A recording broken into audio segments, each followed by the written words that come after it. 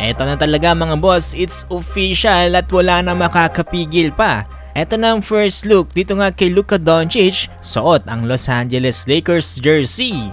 Grabe ang lakas ng Los Angeles Lakers ngayon mga boss no, dito nga sa pagdagdag nila ng panibagong sentro na si Mark Williams.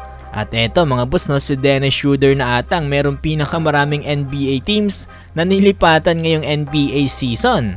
Ano-ano nga ba mga nangyari dyan mga boss? Tara't pag-usapan natin yan.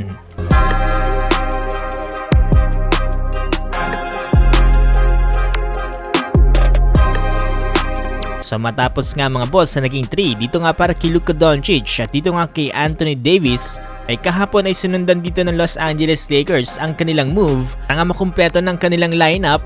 At eto, pinakawalan nila ang kanilang rookie na si Dalton Knecht kasama nga dito si Cam Reddish kapalit ang solid na sentro dito nga ng Hornets na si Mark Williams. Kami yung nalulungkot sa pagkawala ni Dalton Knecht mga boss no, dahil nga sa napakalaking potensyal ng rookie na to. Though mas okay na rin to para kay Dalton Knecht dahil mas mag-i-improve nga siya doon para sa Hornets. For sure ay magkakaroon din yan na mas mahabang minutes doon para sa Hornets. Masaya na rin ako para dito kila Dalton Knecht at dito nga kila Cam Reddish. Ngayon kung sisilipin na natin yung lineup dito ng Lakers ay biglang solid mga boss no. Possible tuloy ngayon na baka maunahan pa ni Luka na magkaroon ng championship dito nga sa Los Angeles Lakers kaysa dito sa Dallas Mavericks.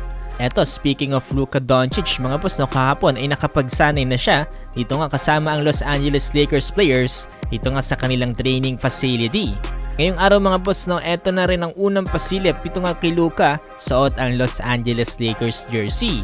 Sabi ng Dallas Mavericks organization na isa sa mga dahilan kung bakit nila itinrade etong si Luka Doncic. Pero kung sisilipin natin dito sa kanya naging photo op ay parang hindi naman nag-gain ng weight etong si Luka. Expect natin mga boss no, sa mga susunod na games dito ng Lakers ay baka maglaro na itong si Luka. On the other hand, kasabay nga dito ng Lakers na gumawa ng mga move ay etong Golden State Warriors kung saan itinirade etong sila Andrew Wiggins at ilang mga players kasama nga itong si Dennis Schroeder kapalit nga dito ni Jimmy Butler. Ito ay isang multi-team trade na kung saan mga boss no, na-involved na naman etong si Dennis Schroeder.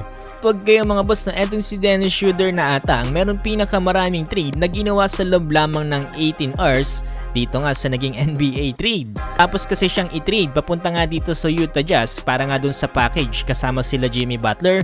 Eto na pagdesisyon na naman ngayong umaga na ang Detroit Pistons ay kukunin na lang etong si Dennis Schroeder. Winave kasi ng Jazz etong sila Josh Richardson at Jalen Hood-Schifino, ipapanatili nila etong si KJ Martin. So sabi nga dito ni Dennis Schroeder no, for me being in 12 season, business a business. I know how it works. For me, it's a business at the end of the day. Pero bukod dyan ay sinabi rin dito ni Dennis Schroeder, it's like a modern slavery. It's modern slavery at the end of the day. Everybody can decide where you're going, even you have a contract.